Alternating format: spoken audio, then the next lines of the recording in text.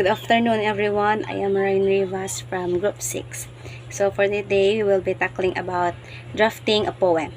So in the first slide, there is saying, a painter is considered skillful if he or she can create a masterpiece through the use of colors, lines, and shapes.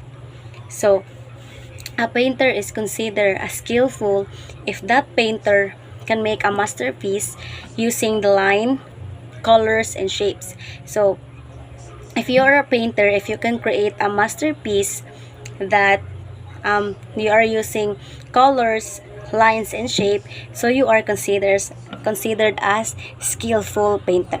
Okay, next. Similarly, a poet is considered skillful if he or she can create a brilliant poem. So when you're a poet and you create a brilliant poem that can evoke the emotions of your readers, so you are considered as skillful poet because you provide the masterpiece or a brilliant poem. Next, the masterpiece mirrors the poet. You can only prove that you are a poet if you can produce a text that manifests your artistic soul. So, the masterpiece mirrors the poet. If you can produce a brilliant poem as a poet, so you are considered as a good poet because your masterpiece mirrors you as a poet. Just like again, if you produce a brilliant poem, you are considered as a good poet because your masterpiece mirror you as a poet. Okay. Just like in the sentence, the masterpiece mirrors the poet. Just like, for example, you create a not that so good poem, so that will mirror you as a poet. So the people will say, oh, that poet is not that good because his or her work is not that good as well. So if you create a good poet, so the people will say that poet is good because her or his poem is good to read. In this lesson, you will learn how you can use the knowledge you acquired from the previous lesson to create an outstanding poem. Each artist has her or his unique strategies of writing a poem. Nevertheless, a student writer might find the following stages helpful as he or she composes a poem, as learning the fundamentals is important before branching out. So each artist has her or his own way of writing a poem. So you as a student, these following steps can be helpful to you when you write a poem in the future as well.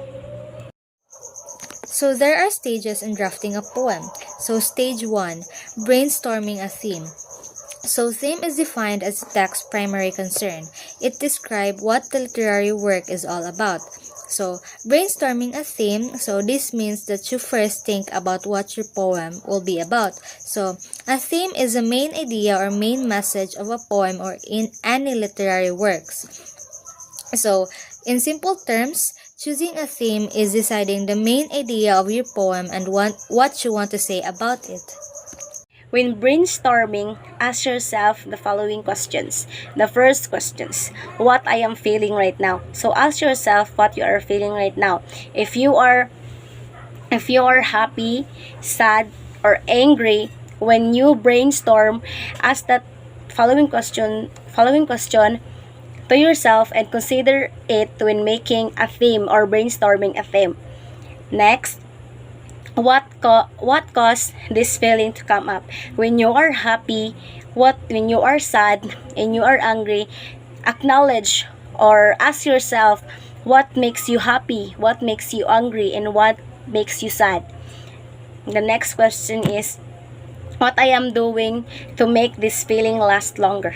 Okay, when you are happy, just like what I said, just like for example, when you are happy, what will you do for you not to vanish that happiness of yours? So that is the 3 questions when brainstorming.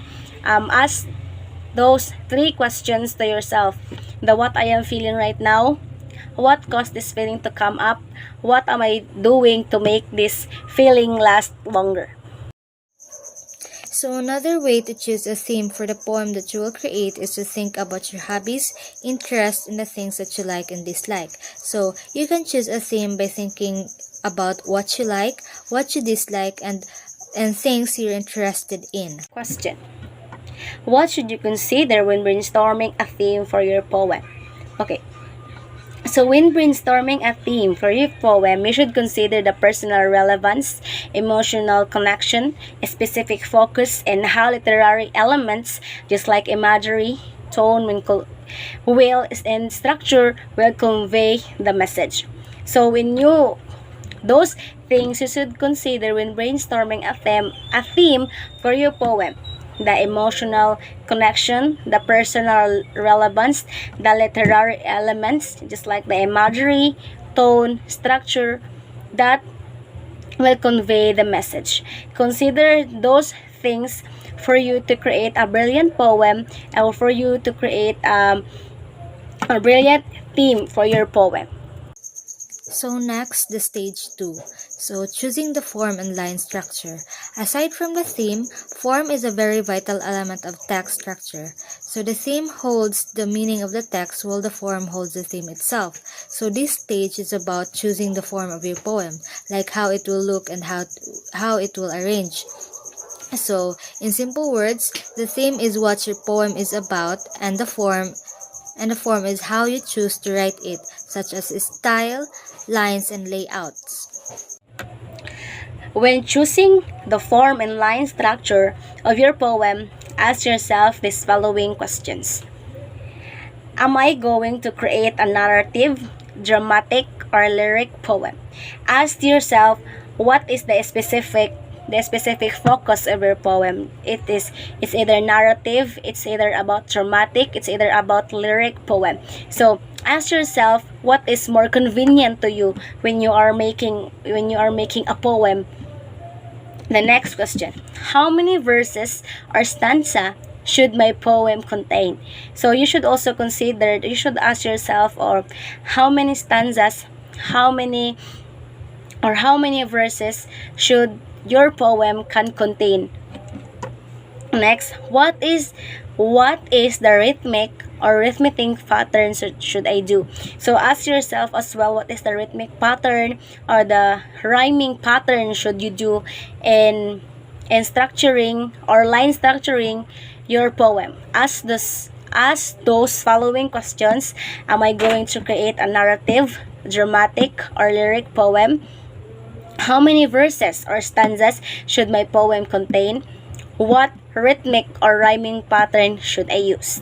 Those are the following questions you should consider when you are going to form the line structure of your poem. So, to determine how to measure metrical patterns in poetry, one should be familiar with scansion.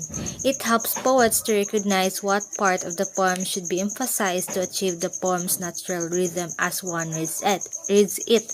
So when we say scansion, it is a way of marking which word or syllable are stressed or emphasized. So scansion helps you see how poem's rhythm and Scansion helps you see the poem's rhythm and know when words are stressed or emphasized, so it sounds natural.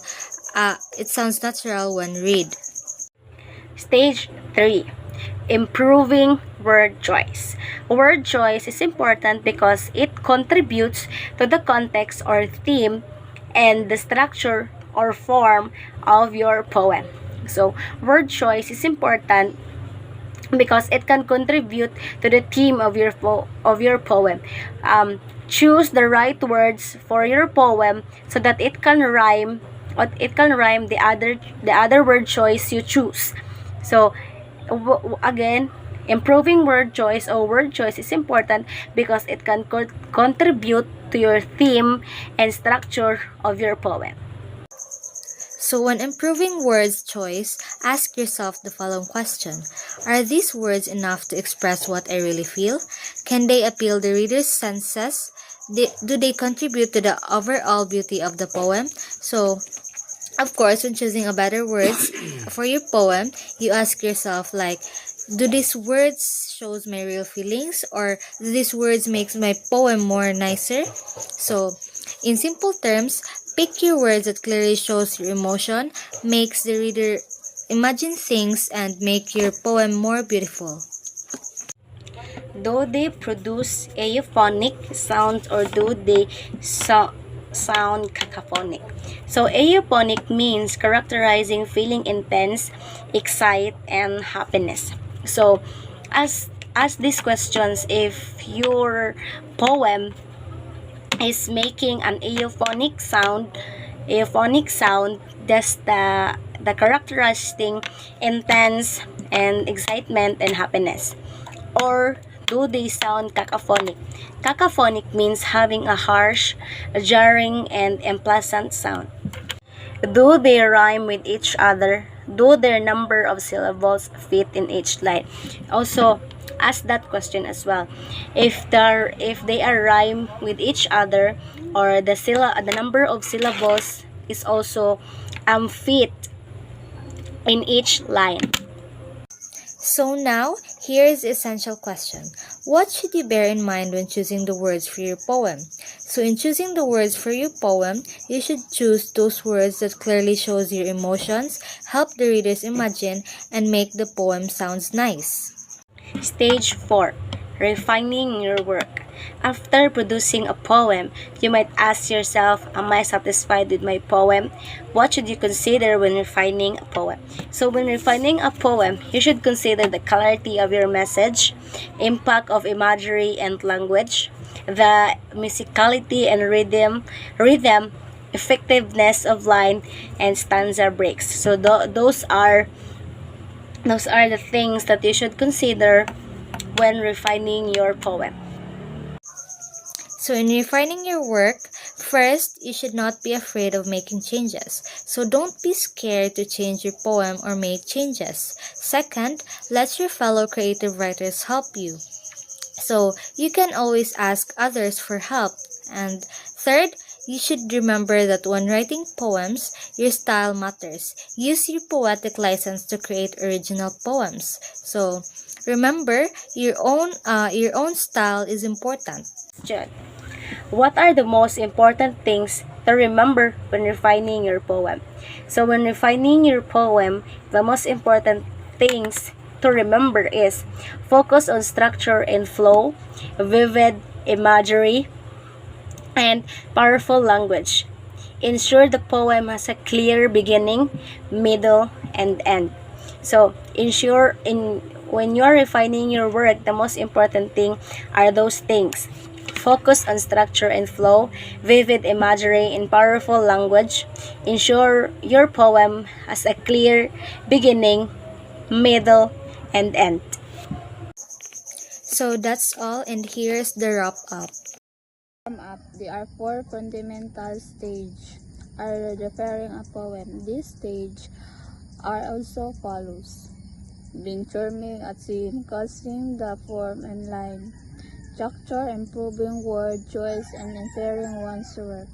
Second is when brainstorming a theme, ask yourself, how will my current emotion, condition, ideas, and environment help me to create a poem? You might also ask your hobbies and interests to create one. Third one, when discussing the form and line structure of your poem, ask yourself what kind of poem should I create. Review the forms and elements of poetry you have studied and discussed, and once the best choose the theme of your poem. Then, when approving word choice, ask yourself what words you should ask to deliver the poem. Well, remember that word choice and affects the form and meaning of your poem. Remember that poem, we have a lines of ignore the rules and language to produce a poem.